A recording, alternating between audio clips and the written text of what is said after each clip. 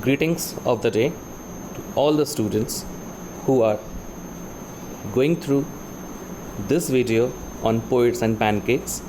First things first, I hope you all are doing well, keeping safe at home. I hope you are following the government guidelines and not moving out unnecessarily unless and until very urgent. I had been provided the task of providing you the e-content for class 12th chapter Poets and Pancakes. Let me briefly introduce myself. My name is Dr. Atul James Singh and I am PGT English at Kendriya Vidyalaya SSB Srinagar, Garhwal, Dehradun region. I hope this short video on Poets and Pancakes will be useful for you, not just for CBSE board examination purposes, but as well as to understand the in-depth of English literature and how literature has to be taken as a development of emotional faculties. Now, moving on to the chapter Poets and Pancakes, written by Ashok Mitran. Well, you can very well see the pic of Ashok Mitran over here.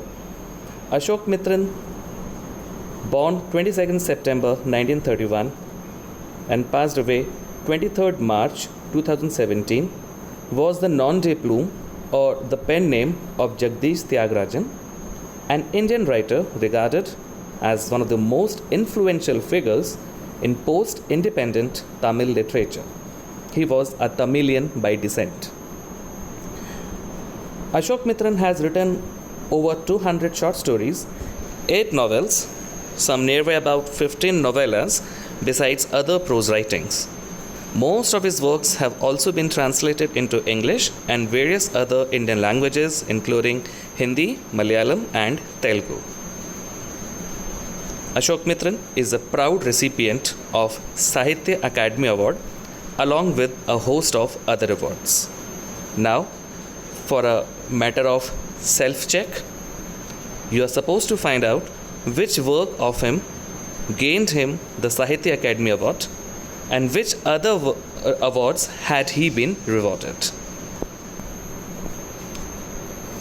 Moving on to the theme of the chapter Poets and Pancakes by Ashok Mitran. Well, unlike the other texts in your book, Poets and Pancakes is a beautiful blend of two parallel themes interwoven somewhere between Ashok Mitran's life and Gemini studio. The first theme deals with pre-independent colonial India at Gemini studio, Chennai. We all know India became independent in 1947. So this chapter deals with the life of Gemini studio somewhere around 1940s. So pre-independent India. It showcases life at Gemini studio, its hierarchical structure, which is being penned down with a very subtle sense of humor and a sarcasm which is noiseless and is not loud.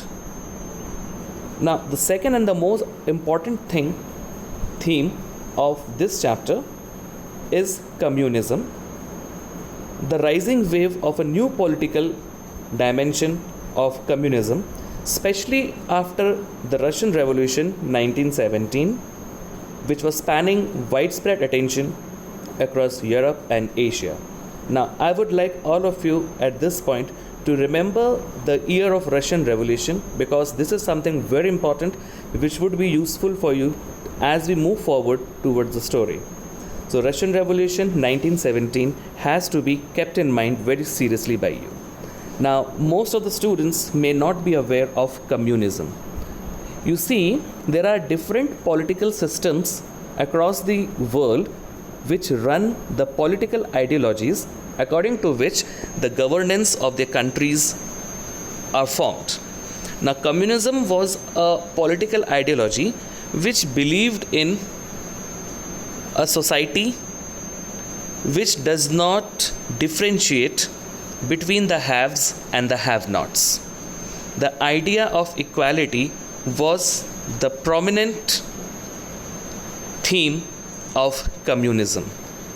As happens with every political ideology, none of the political ideology is totally correct in its own measures. Likewise, communism too had its own set of advantages and disadvantages, banes and boons. We'll see to this as we move forward to the story. Before I introduce you to the text, let me bring out to you the characters of Poets and Pancakes by Ashok Mitra. The first character is S.S. Vasan. Now, he is the person who is the founder of Gemini Studios. One very important thing about S.S. Vasan is that he does not has any political affiliation. He does not has any political ideology of his own. His main work is to run the production house. His main work is to run the Gemini Studios, and that's it all about. He does not believe into any political affiliation.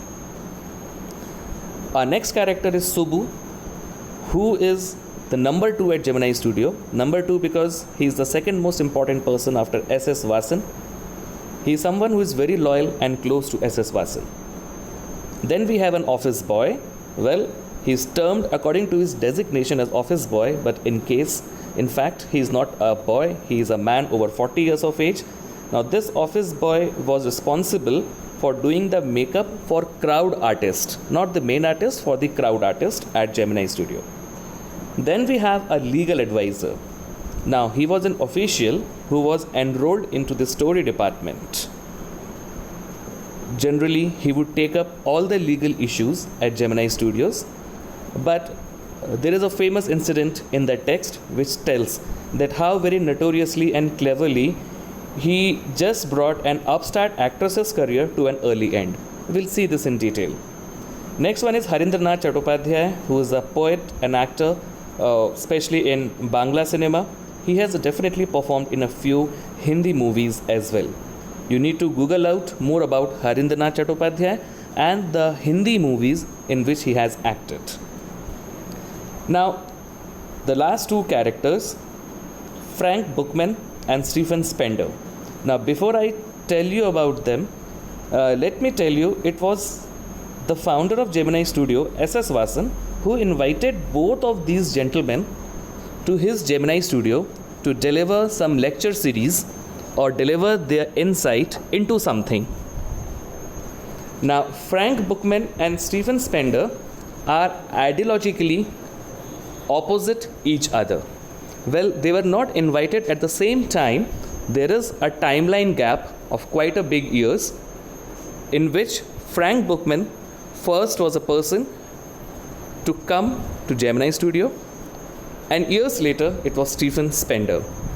Now, who is Frank Bookman? He is an American Protestant Christian evangelist who founded the Oxford group known as MRA, or Moral Rearmament Army. We'll see about it later. And headed it from 1938 up till 2001. And it was Vasan who invited him to the Gemini Studio. Stephen Spender, well, of course, he is one of my favorites. If given an opportunity, I can speak volumes and volumes upon him, but I can't do that. So, Stephen Spender, his name is not very familiar to you, yet very familiar to you in the sense that one of the poems in your textbook is by Stephen Spender. So, looking at the thought process of the poem, you can very well understand what kind of mindset this person had. So, Stephen Spender, who is referred to in the text as an Englishman, so he is a popular English poet and essayist. For the sake of your ease, I have divided this entire chapter, Poets and Pancakes by Ashok Mitran, into subparts, subtexts. So the first subpart of it is live at Gemini Studio 1. Now, what is Pancakes? This has to be cleared out first. Now, Pancake was the brand name of a makeup material being used by popular actresses of those days, which included a Swedish actress by the name Greta Garbo and Indian actresses like Vajanti Mala. Now, the Gemini Studio bought a lot of this pancake material. Since it is written by Ashok Mitran, it has to be in a first-person narrative. So, as in first-person narrative, Ashok Mitran very humorously says about this makeup material called Pancakes. What does he say? He says that it was used by makeup men to turn decent-looking players or performers into hideous looking monsters. So, in a nutshell, these people using pancakes would make these actors and performers look more ugly. The author further says, with an added sarcasm, a strict hierarchy was maintained in the makeup department to make the players and performers look ugly. The chief makeup man made the hero and heroine look ugly. His senior assistant made the second hero and heroine ugly, and so forth. And it was the office boy's job to make the crowd performers look ugly. The makeup department had this office boy. He was, as I already told you, he was not a boy but a 40 years old man. He joined the studios years ago, and he thought that he could be a great talent and wanted to become a superstar or director or screenwriter or even lyrics writer. But he was frustrated. He blamed his disgrace on Gemini Studios and primarily blamed Subbu, the number 2 at Gemini Studios, for his misfortune. The second subtext is life at Gemini Studio 2nd. Now, the makeup department presented a picture of national integration, as the text says. In the beginning, it was being headed by a Bengali, and this Bengali man was succeeded by a Maharashtrian who was assisted by people from all parts of country. Now, as I told you that this chapter contains a lot of subtle sense of humor and noiseless sarcasm. So in that subtle humor, Ashok Mitran again describes his own job profile. Now, he is one character which I missed out in character description. So he is another character, and what was his job role? Let us see. So his job role seems to be very insignificant in Gemini Studios. He was usually seen tearing newspapers and filing them up separately. Everybody would walk to his cubicle and want to give him some work to do. Even this very old, frustrated old office boy, who he would come up to the author and recite his self-composed poems. Office boy, as I already said, was frustrated, probably because he was jealous of Subbu's stature. As we all know that Subbu was very close to the boss, very loyal, and of course held the number 2 position. And whenever Vasan, the boss, faced any difficulty in presenting a scene in a film, he would refer Subbu for it, and unbelievingly, Subbu could suggest a number of practical ways to get the scene done. Now, talking about Subbu, Ashok Mitran writes that he himself was a good poet.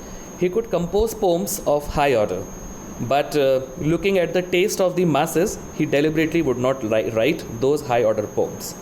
And of course, he was a novelist too. He had written a novel in which he recreated the mood and manners of Devdasis of early 20th century. He had created lifelike characters too. Well, I don't want to delve into Devdasis right now, but it's high time for you to find out what was a Devdasi and temple culture which existed in the up to early 20th century. The next subtext is life at Gemini Studio 3. Although Subbu was always seen with the boss, but then officially he was a member of the story department. Besides writers and poets in the story department, there was a legal advisor or a lawyer too. So again, with an element of pun and humor and sarcasm, Ashok Mitran says that although officially he was known as legal advisor, but people call him an illegal advisor. And one such reference is made where one day a budding actress whose career was just blooming up definitely she was not seasoned in worldly wisdom. She lost her temper on the sets and started speaking angrily against the producer. Now this legal advisor very quietly just switched on the recording equipment, and when the actress was done with the shouting, he played back the record. And definitely the actress was dumbstricken to hear her own voice screaming and shouting. And thus, in a very silent manner, very notoriously and cleverly, the legal advisor brought her blooming career to a catastrophic end. In the story department of Gemini Studios, the poets, writers, and even legal advisors worshipped Gandhiji, though they had no affiliations to his ideas. In fact, everybody in Gemini Studio, most of them, they had no political identities or affiliations or commitments to make up. They were just a part of Gemini Studio, producing films and keeping up the industry of entertainment. But then there was one thing which all of them had in common, and that was everybody in Gemini Studio was averse towards communism. They all hated communism because they felt that every communist was an anarchist. They felt that communist people, they disturb the authority and disturb the governance system of the country. Now, talking about the next thing that happened, an important event, the MRA, Moral Rearmament Army at Gemini Studio. So, as I already told you, that none of the people of Gemini Studio were affiliated towards the idea of communism, rather they hated it. So, the feelings against communism were very widespread in South India, particularly.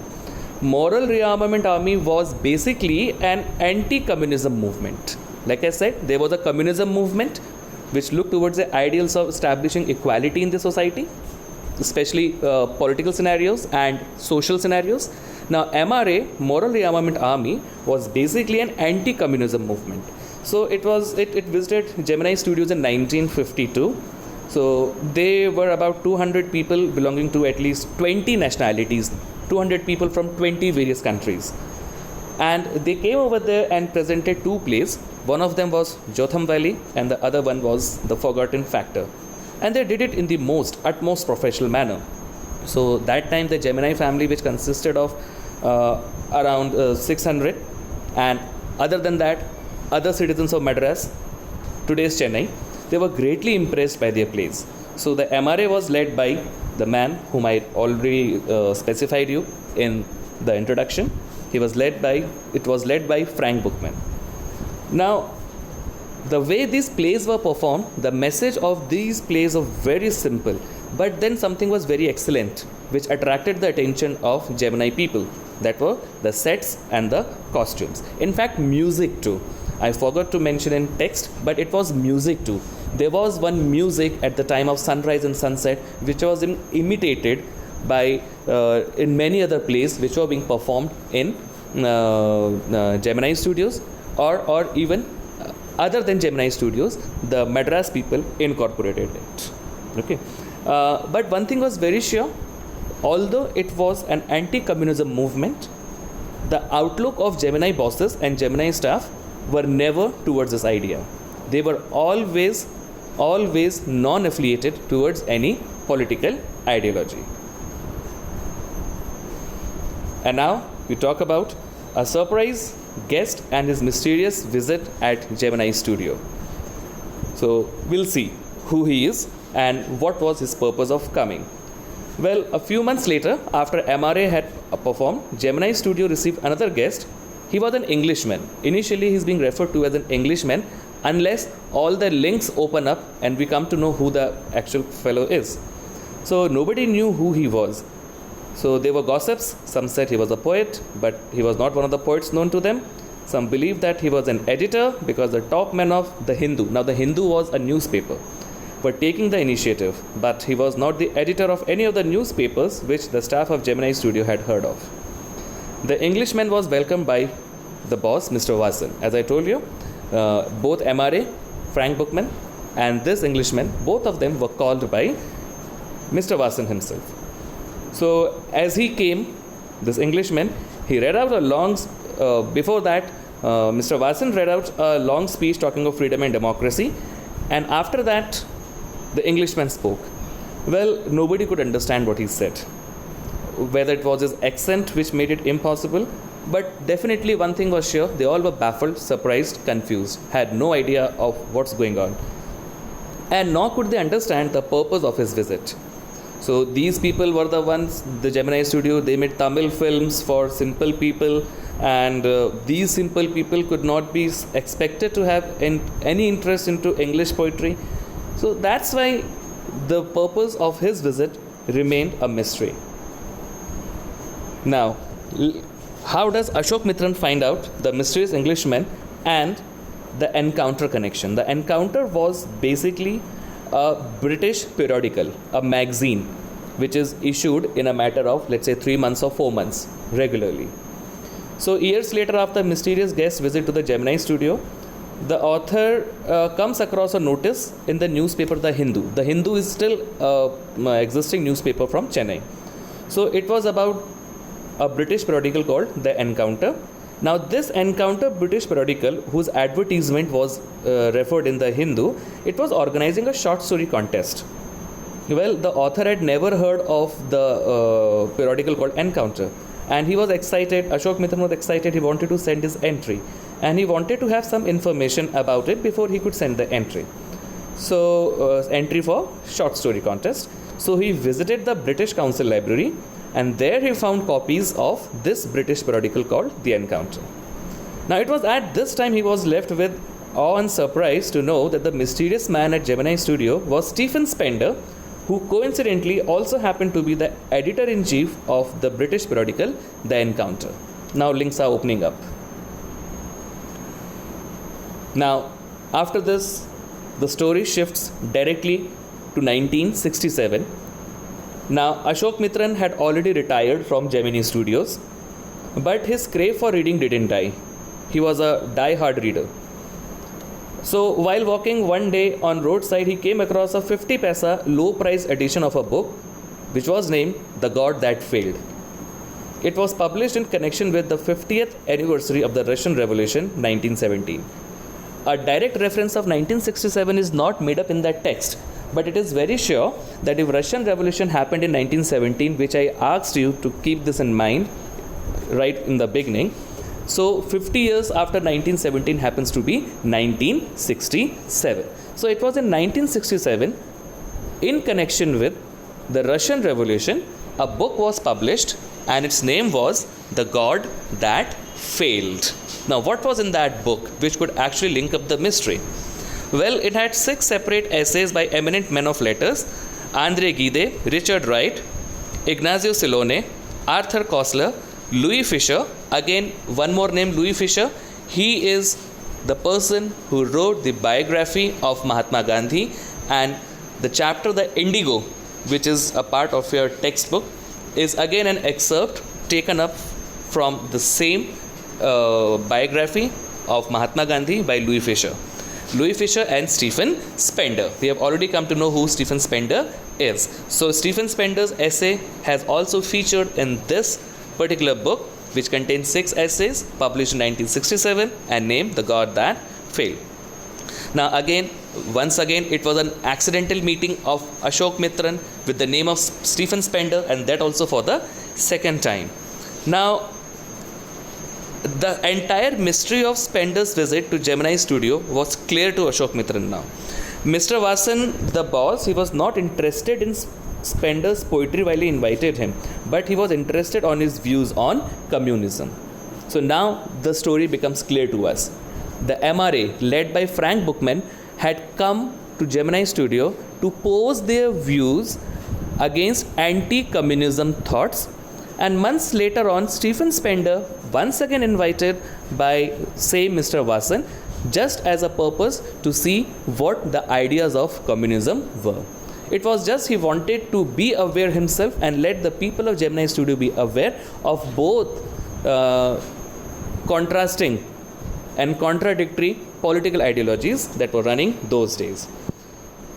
So now what about this book, The God That Failed? The God That Failed, published 1967, describes Stephen Spender's journey into the political ideology of communism. So Stephen Spender started his political ideology as a communist. But then later on, once he was there, he received setbacks looking at the way how the political ideology of communism worked.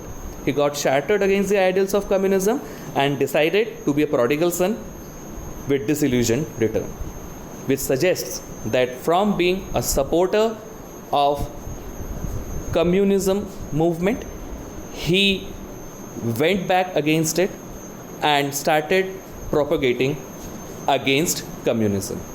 So this was the disillusioned return, which highlighted in this book called The God That Failed. So in a nutshell, you can say, while Stephen Spender might have started his career, he was a person who believed in the ideas of communism, and towards later years of his life, he got disillusioned and left away the ideas of communism.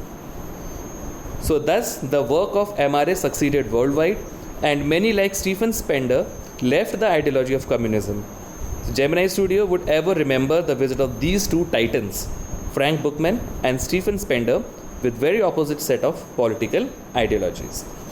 Well, that's all what I have in this chapter, Poets and Pancakes by Ashok Mitran.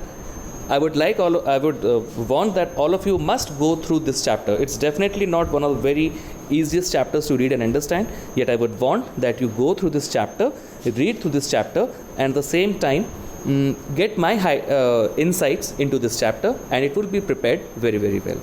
So wishing you all the very best. Thank you.